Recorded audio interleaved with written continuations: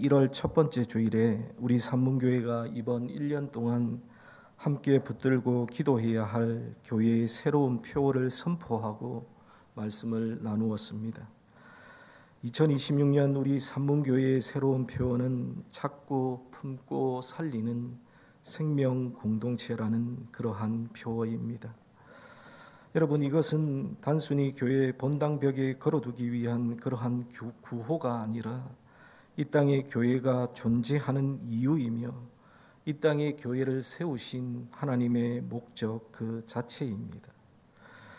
오늘 우리는 이 표어의 첫 번째 단추인 찾음에 해당하는 생명을 찾는 공동체라는 제목으로 하나님의 말씀의 은혜를 함께 나누고자 합니다.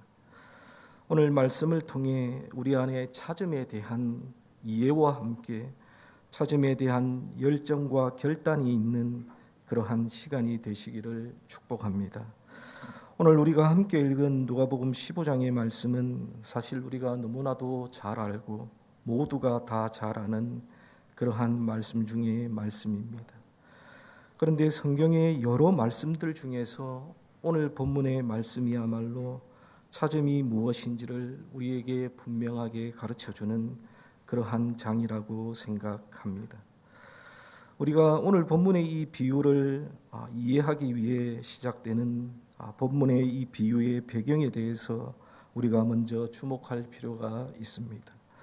오늘 본문 1절과 2절에 보시면 이 비유의 배경이 되는 그러한 내용들이 나오는데요. 1절과 2절을 보시면 모든 세리와 죄인들이 말씀을 들으러 가까이 나아오니 바리새인과 서기관들이 수군거려 이르되 이 사람이 죄인을 영접하고 음식을 같이 먹는다 하더라 라고 말씀하고 있습니다.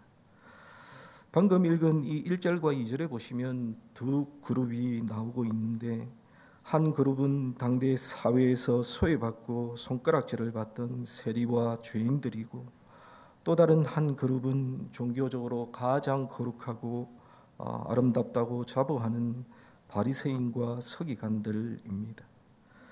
그런데 예수님께서는 죄인들과는 밥상을 함께 하고 계시지만 소위 의인들이라고 하는 자들과는 논쟁하고 계신 것을 우리는 본문에서 확인할 수 있습니다.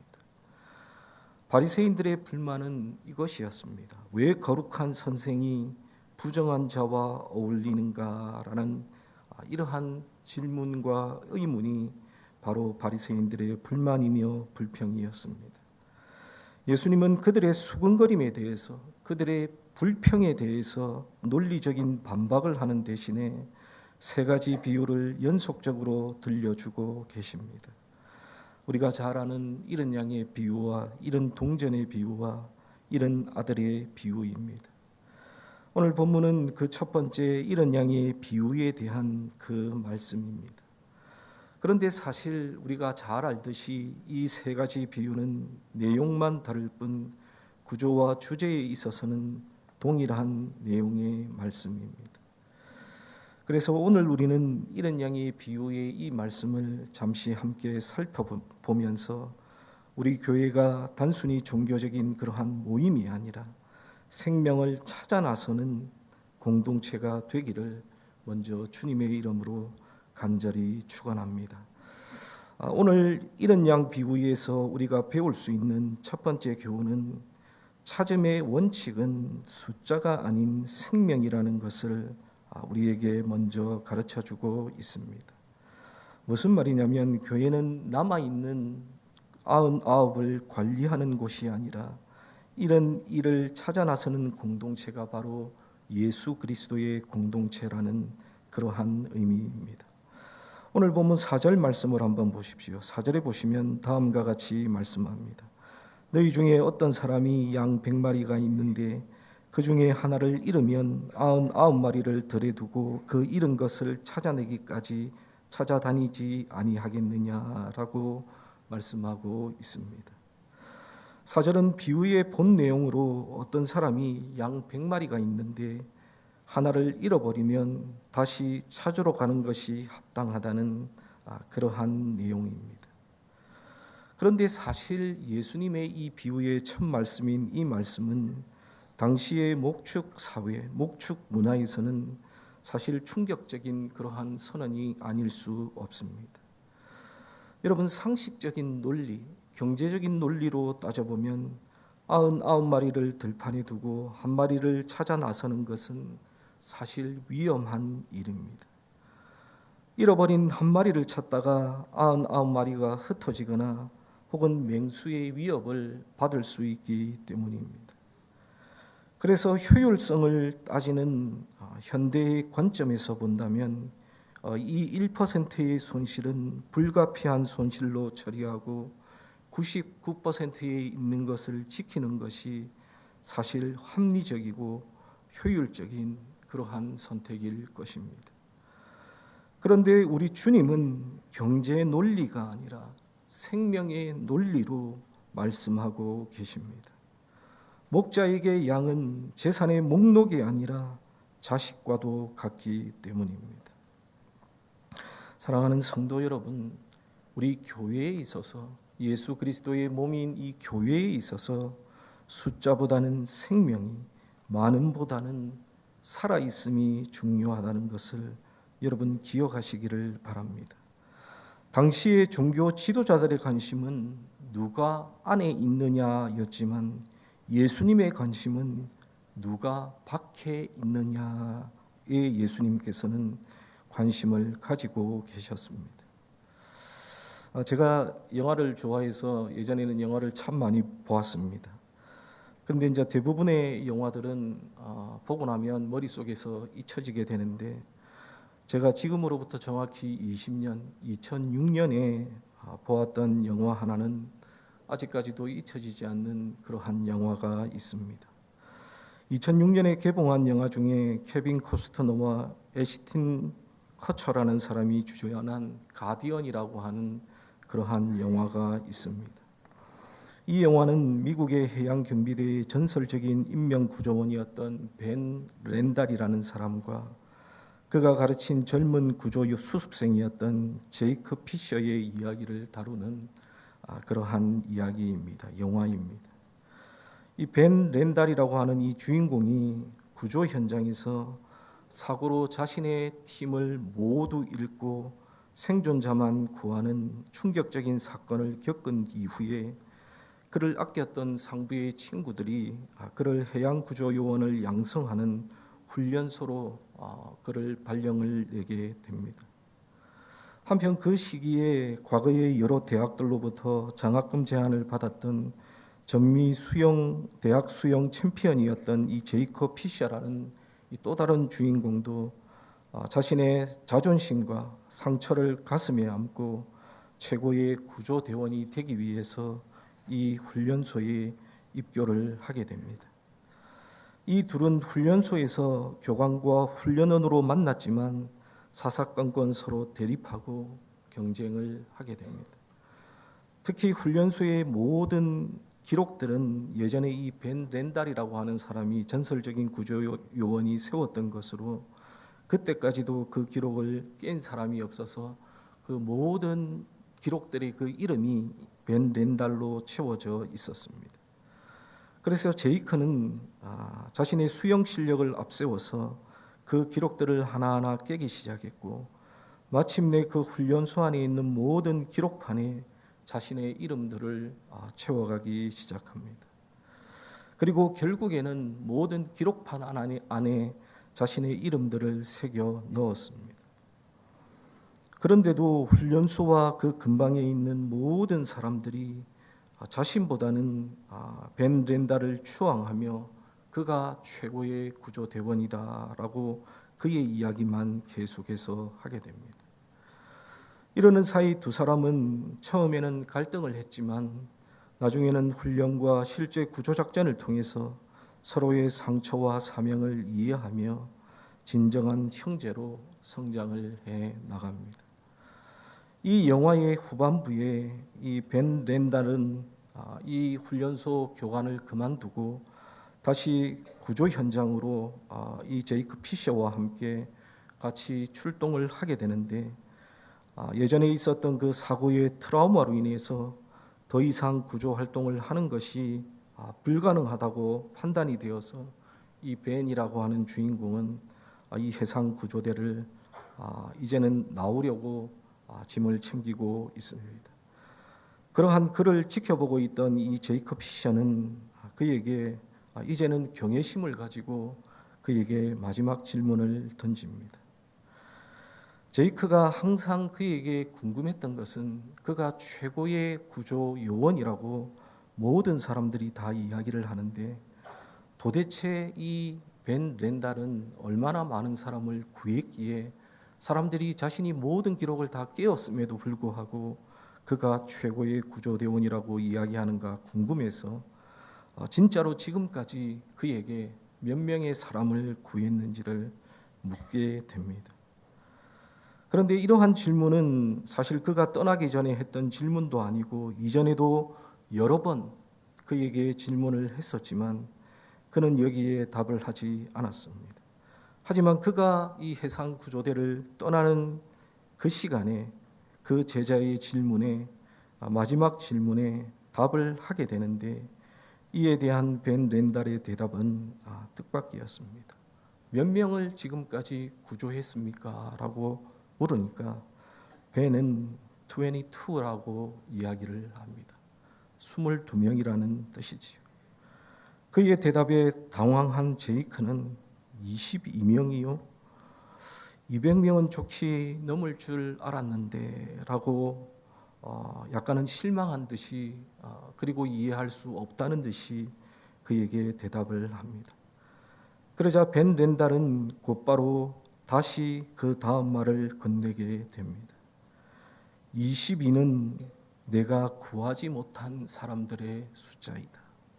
제이크, 내가 기억하는 숫자는 오직 그뿐이다 라는 이 한마디를 남기고 그는 그 해상 구조대를 떠나게 됩니다.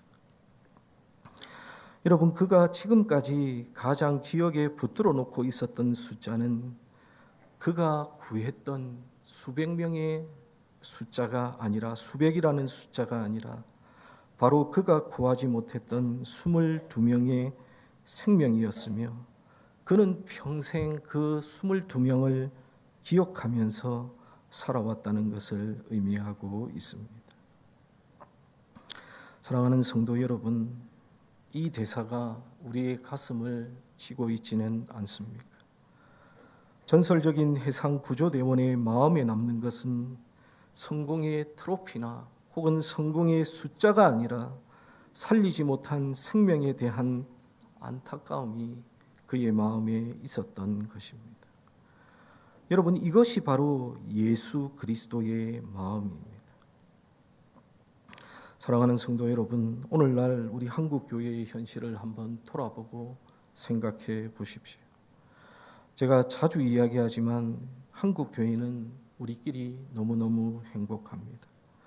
잘 갖춰진 예배당, 좋은 방송 시스템과 악기들, 세련된 찬양, 좋은 교제의 프로그램으로 99마리의 양들은 정말로 윤택하게 잘 지내고 있습니다. 그리고 우리는 모일 때마다 우리 교회는 참 좋다. 우리 목사님, 우리 장로님, 우리 권사님, 우리 교회 분위기가 참 좋다라고 자화자찬하면서 99마리의 숫자를 세면서 만족하고 우리가 사역하고 있습니다. 여러분, 안타깝지만 이게 우리의 모습이고 우리의 현실입니다. 그리고 이게 나쁜 것도 아닙니다. 꼭 필요한 그러한 것들입니다. 하지만 우리 주님께서는 우리에게 분명하게 묻고 계십니다. 너희가 지금 세고 있는 숫자, 너희가 지금 카운트하고 있는 숫자는 무엇이냐? 등록 교인의 숫자냐? 출석 교인의 숫자냐? 아니면 예산의 규모냐? 아니면 지금도 교회 문 밖에서 세상의 들판에서 길을 잃고 죽어가고 있는 저 한 영혼의 숫자냐라고 우리 주님께서는 지금도 묻고 계십니다. 사랑하는 성도 여러분, 비유하자면 교회는 유람선이 아니라 구조선입니다. 유람선은 승객의 편안함과 즐거움이 목적이지만 구조선은 물에 빠진 자를 건져내는 것이 목적입니다. 파도가 치고 배가 흔들리고 불편하고 내 목숨을 보장할 수 없는 때에도 구조선은 반드시 바다로 나아가야 합니다. 그게 바로 구조선의 목적이고 구조선의 사명입니다. 사랑하는 성도 여러분, 저는 목사로서 우리 산문교회를 목회할 때에 관리하는 그러한 목회보다는 찾아 나서는 목회가 되기를 바라며 기도합니다. 여러분, 우리 교회가 있는 사람들을 관리하는 공동체를 넘어서 생명을 찾는 공동체로 전환되는 하나님의 은혜와 축복이 있기를 바랍니다. 여러분의 구역과 기관의 모임들이 기존 멤버들의 친목 도모로 끝나고 있다면 그것은 99마리를 두고 우리끼리 즐거워하며 잔치하는 것과 같습니다. 바라기는 저와 여러분들의 마음속에 벤 렌달이 기억했던 그 숫자, 내가 아직 전도하지 못한 가족들, 잃어버린 친구들, 낙심하며 교회를 떠난 지체들의 이름이 저와 여러분들의 마음속에 새겨지기를 주님의 이름으로 간절히 축원합니다. 두 번째 찾음은 선택이 아닌 예수 그리스도의 몸인 교회의 정체성이라는 그러한 교훈입니다. 오늘 본문 4절의 말씀을 다시 한번 보겠습니다. 4절에 보시면 너희 중에 어떤 사람이 양 100마리가 있는데 그 중에 하나를 잃으면 99마리를 들에 두고 그 잃은 것을 찾아내기까지 찾아다니지 아니하겠느냐라고 말씀하고 있습니다. 특별히 4절 하반절에 보시면 그 잃은 것을 찾아내기까지 찾아다니지 아니하겠느냐라고 우리 주님께서는 말씀하고 계십니다. 여러분, 여기 4절에 보시면 본 비유에서 가장 중요한 단어가 나오는데 그것은 바로 찾아내기까지라는 그러한 단어입니다. 여기서 이 찾아내기까지라는 이 단어의 원어적인 의미를 보면 이 단어 안에는 크게 두 가지 의미가 내포되어 있습니다. 첫째는 찾는 과정은 길 수 있으나 반드시 찾아내는 결과에 이르고 말겠다는 목자의 의지가 바로 이 단어 안에 포함되어 있습니다. 즉, 이 단어는 시도가 아니라 완수를 전제로 하는 의미로 찾아보려 한다, 혹은 찾을 수도 있다가 아니라 찾아낼 때까지 계속한다라는 그 의미가 바로 이 단어 속에는 있습니다. 둘째로 이 단어에는 자신이 직접 찾아 나가는 것을 의미합니다. 즉, 그가 다른 사람을 시켜서 잃어버린 양을 찾고 있는 것이 아니라 잃어버린 양을 찾되 자신이 직접 찾아 나선다는 것을 분명하게 이 단어가 보여주고 있다라는 사실입니다. 정리하면 이 찾아내기까지라는 이 단어에는 잃은 자를 향한 하나님의 구원이 우연이나 감정적인 충동이나 부분적인 노력이 아니라 의도된 목표이며 완결을 지향하는 사역이며 다른 누구의 사역이 아닌 바로 자신의 사역이라는 것을 보여주고 있습니다. 그래서 이 찾을 때까지라는 이 단어에는 우리의 목자 되시는 예수 그리스도의 정체성과 또 우리의 목자 되시는 예수 그리스도의 마음이 바로 이 속에 잘 드러나 있는 것입니다. 여러분, 그렇습니다. 성경을 읽어보시면 성경을 관통하는 하나님의 속성, 하나님의 마음이 바로 이 찾으심이라는 것을 우리는 발견할 수 있습니다. 여러분, 성경의 역사, 인류의 역사는 어떤 역사일까요? 성경의 역사, 인류의 역사는 인간의 도망침과 하나님의 추격하심의 역사라고 우리가 부를 수도 있을 것입니다. 여러분, 창세기 3장의 말씀을 한번 기억해 보십시오. 아담과 하와가 범죄하여 타락했을 때에 그들은 두려워하여 동산 나무 사이에 숨었습니다. 그때 하나님께서 동산을 찾아오셔서 던지신 첫 번째 질문이 무엇입니까? 창세기 3장 9절에 보시면 여호와 하나님이 아담을 부르시며 그에게 이르시되 내가 어디 있느냐라고 하나님께서는 물으십니다. 여러분, 하나님이 아담이 정말로 어디에 있는지 몰라서 물으셨을까요? 전지전능하신 하나님께서는 그가 어디에 숨었는지를 알고 계셨습니다. 여러분, 이 질문은 장소를 묻는 질문이 아니라 관계를 묻는 질문이며 죄인된 인간을 포기하지 않고 끝까지 찾아오시는 하나님의 사랑의 추적의 시작에 대한 그러한 말씀입니다. 그리고 이 찾으심은 구약의 역사를 넘어서 신약에 이르러 절정에 이르게 됩니다. 하나님은 계속해서 선지자들을 보내셨고 그들을 통해 말씀을 전하시다가 마침내는 아들을 보내셨습니다. 예수 그리스도의 성육신은 하나님께서 잃어버린 양을 찾기 위해 친히 인간의 몸으로 이 세상 속으로 들어오신 그러한 사건입니다. 오늘 본문에 빗대어서 이야기를 하면 하늘 보좌라는 99마리의 안전한 곳을 뒤로하고 이 낮고 찬한 땅, 죄와 사망이 왕노릇하는 거친 들판으로 내려오신 것입니다. 그래서 누가복음 19장 10절은 예수님의 목적을, 우리 예수님께서 이 땅에 오신 목적을 분명히 밝히고 있습니다. 인자가 온 것은 잃어버린 자를 찾아 구원하려 함이니라라고 말씀하고 있습니다. 20세기 초에 남극 탐험에 나섰던 영국의 탐험가인 어니스트 세클턴이라고 하는 사람이 있습니다. 이 사람은 남극을 탐험하기 위해 원정을 나섰다가 배가 빙하에 갇혀서 침몰하는 절체절명의 위기를 맞았습니다. 영하 45도의 추위 속에서 대원들을 살리기 위해 그는 작은 보트 한 대에 의지해서 1300km의 험한 바다를 건너 구조 요청을 하기 위해 떠나게 됩니다. 마침내 구조대에 도달했을 때에 그는 안전한 곳에서 쉴 수도 있었습니다. 하지만 그는 곧바로 배를 빌려서 대원들이 남겨진 섬으로 들어가게 됩니다. 거대한 빙벽에 가로막혀서 3번이나 실패했지만 그는 결코 멈추지 않았습니다. 그리고 결국 4번의 시도 끝에 2년 가까이 고립되었던 대원 28명 전원을 그는 구조해냅니다.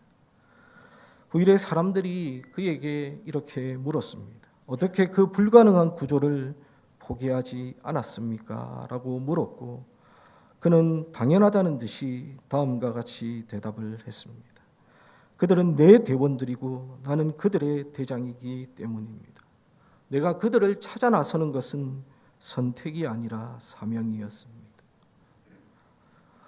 사랑하는 성도 여러분, 그는 안전한 육지를 뒤로하고 죽음의 빙벽으로 다시 자신의 걸음을 옮긴 그 이유는 그가 이 탐험대의 대장이라는 그 정체성을 그가 가졌기 때문이었습니다.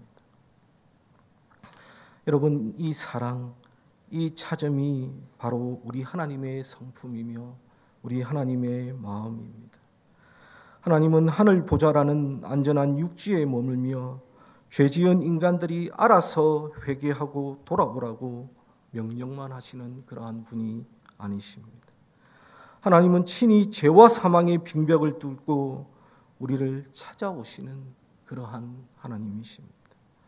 제가 앞에서도 잠시 언급했지만 성경은 하나님을 찾으시는 하나님으로 묘사하고 있습니다. 아담이 숨었을 때에 먼저 찾아오신 분도, 엘리야가 로뎀나무 아래에 쓰러졌을 때에 찾아오신 분도, 그리고 오늘 본문에서 길을 잃은 양 한 마리를 위해 뛰어드신 분도 바로 하나님이셨습니다. 여러분, 우리 하나님께 이 찾음, 이 생명은 해도 되고 안 해도 되는 선택 상황이 아니었습니다. 당신의 이름을 걸고 반드시 해내야만 하는 존재의 이유였습니다. 그리고 그 찾으심의 끝이 바로 예수 그리스도의 십자가였습니다. 사랑하는 성도 여러분, 생명을 찾는 사역, 이것은 교회의 여러 프로그램 중에 하나가 아닙니다. 전도와 선교는 교회의 많은 해야 할 일들 중에 단지 하나가 아닙니다. 찾는 사역, 생명을 살리는 사역은 목사의 사역만도 아닙니다. 이것은 하나님의 본질이며 예수 그리스도의 정체성입니다. 여러분, 야수나 맹수에게는 본능이 있습니다. 아무리 이렇게 막 먹이 주고 집에서 잘 키워도 그들에게는 사냥의 본능이 있습니다. 우리가 예수 그리스도의 제자, 그리스도인이라고 고백한다면 우리 안에도 이 찾는 본능이 우리 안에 있어야 합니다. 잃어버린 영혼을 바라볼 때에 언젠가 오겠지라고 방관하는 것은요, 목자의 마음이 그리고 그리스도인의 마음이 절대로 아닙니다. 찾아내기까지 포기하지 않는 그러한 인내와 끈기, 그리고 긍휼히 여기는 그러한 마음이 우리에게는 필요합니다. 사랑하는 성도 여러분, 여러분 주변에 오랫동안 기도해 왔지만 돌아오지 않는 남편이 있으신 분들 있으십니까? 수년째 방황하는 자녀 때문에 마음이 아파하고 기도하는 그러한 분들이 있으십니까? 관계가 틀어져서 복음을 거부하는 친구나 이웃들이 있으십니까? 여러분, 포기하지 마시기를 바랍니다. 목자는요, 밤이 깊어도 비가 와도 다리가 아파도 찾을 때까지 멈추지 않는 것이 바로 목자입니다. 왜냐하면 그것이 바로 목자의 정체성이기 때문입니다. 사랑하는 성도 여러분, 여러분의 끈질긴 기도가, 여러분의 그 집요한 사랑이 결국 그 영혼을 찾아내고 구해내게 될 줄로 믿습니다. 그렇기 때문에 찾는 사역을 여러분 멈추지 마시고 계속해서 기도하며 하나님 앞에 엎드리는 하나님의 백성들이 다 되시기를 주님의 이름으로 간절히 축원합니다. 그리고 마지막 세 번째로 찾음의 결과는 공동체의 기쁨이라는 것을 오늘의 비유는 알려주고 있습니다. 여러분, 목자가 양을 찾은 후에 어떤 일이 벌어지고 있습니까? 오늘 본문 5절과 6절을 한번 보십시오. 5절과 6절을 보면 또 찾아낸즉 즐거워 어깨에 메고 집에 와서 그 벗과 이웃을 불러 모으고 말하되 나와 함께 즐기자 나의 잃은 양을 찾아내었노라 하리라 라고 말씀하고 있습니다. 여기서 우리는 양을 찾은 자의 세 가지 중요한 행동을 발견합니다. 첫째로 즐거워 어깨에 메고, 둘째로 집에 와서 벗들과 이웃을 모으는 것, 바로 그것입니다. 그런데 이러한 세 단계의 행위는요, 찾은 자의 기쁨이 얼마나 크고 충만한지를 우리에게 보여주고 있습니다. 그런데 놀라운 사실은 목자는 양을 찾은 그 기쁨을 혼자 간직하고 있지만은 않았다는 사실입니다. 벗과 이웃을 불러 모으고 잔치를 엽니다. 그런데 여러분, 우리 주님의 이 말씀에는 한 가지 의아한 점이 있습니다. 그것이 무엇인가 하면 양 한 마리 찾았는데 굳이 잔치까지 해야 하나라는 그러한 의문입니다. 사실 경제적으로 다시 계산해 보면 잃은 양 한 마리의 값보다 동네 사람들 불러다가 잔치하는 비용이 더 들지도 모릅니다. 배보다 배꼽이 더 큰 상황입니다. 하지만 잃은 양을 찾은 목자는 그 비용을 계산하지 않습니다. 왜냐하면 생명은 돈으로 환산할 수 없는 가치이기 때문입니다. 그래서 오늘 본문 뒤에 이어지는 잃은 동전의 비유와 잃은 아들의 비유의 결론도 역시 동일합니다. 9절과 23절을 보시면 모든 비유가 잔치로 끝이 나고 있습니다. 여러분, 이것을 통해 우리가 알 수 있는 사실은 하나님의 나라는, 예수 그리스도의 몸인 거룩한 교회라는 공동체는 도덕적인 엄숙주의가 지배하는 곳이 아니라 죽었던 생명이 살아남았을 때 기뻐하는 축제의 현장이라는 사실입니다. 사랑하는 성도 여러분, 우리 산문교회의 모습은 여러분 어떠합니까? 우리 산문교회의 모습들을 한번 되돌아봅시다. 새신자가 새로운 분들이 우리 교회에 찾아왔을 때에, 혹은 오랫동안 교회를 떠났던 낙심자들이 교회에 돌아왔을 때에 여러분들의 마음은 어떠합니까? 여러분들은 어떤 표정을 짓고 있습니까? 저 사람 교회 떠나더니만 안 되니까 교회 왔네. 저 사람 각오가 안 좋더니만 이렇게 또 교회 왔네. 여러분, 이러한 마음을 가지고 있습니까? 아니면 목자의 심정으로 달려나가 어깨에 메고 온 교회가 떠나갈 듯이 기뻐하고 있습니까? 사랑하는 성도 여러분, 진정한 생명의 공동체는요, 한 영혼이 죽게 돌아왔을 때에 모든 성도가 자신의 일처럼 기뻐하는 것이 바로 진정한 생명의 공동체입니다. 우리의 각 기관의 모든 모임들이, 그리고 예배가, 남녀 전도회의 모임이 이런 간증과 축제의 장이 되기를 주님의 이름으로 간절히 축복하고 기원합니다. 여러분, 어떤 한 분이 자신의 친구를 교회에 왔다고, 데리고 왔다고, 인도했다고 하는 그 소식 하나에 모든 교회가 박수치고 함께 눈물을 흘리며 밥을 사는 그러한 공동체가 되기를 바랍니다. 여러분, 이것이 바로 생명 공동체의 역사입니다. 나 혼자 신앙생활 잘하는 것이 아니라 공동체가 함께 기뻐함으로 그 영혼을 살려내고 정착시키는 것, 이것이 바로 천국 잔치의 모형이라는 것을 여러분 기억하면서 교회 생활을 하시기를 바랍니다. 말씀을 정리하겠습니다. 오늘 우리 주님께서는 누가복음 15장의 이런 양 비유를 통해 우리에게 생명을 찾는 그 공동체의 비전을 보여주고 계십니다. 사랑하는 성도 여러분, 이번 한 주간 여러분들 또 오늘 예배 드리시면 내일부터 여러분들에게 주어진 삶의 현장으로 여러분들 또 나아가게 될 것입니다. 바라기는 여러분의 삶의 현장이 이런 양을 찾는 들판이 되시기를 주님의 이름으로 간절히 축원합니다. 여러분의 직장 동료, 여러분의 학교의 친구들, 그리고 여러분의 이웃 주민들, 그리고 소원해진 가족들이 바로 잃어버린 양일 수 있습니다.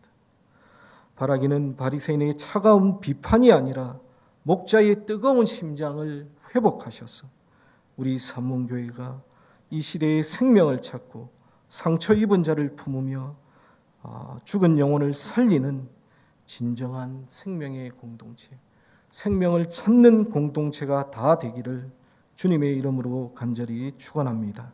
우리 다 함께 기도하겠습니다. 참 좋으신 아버지 하나님,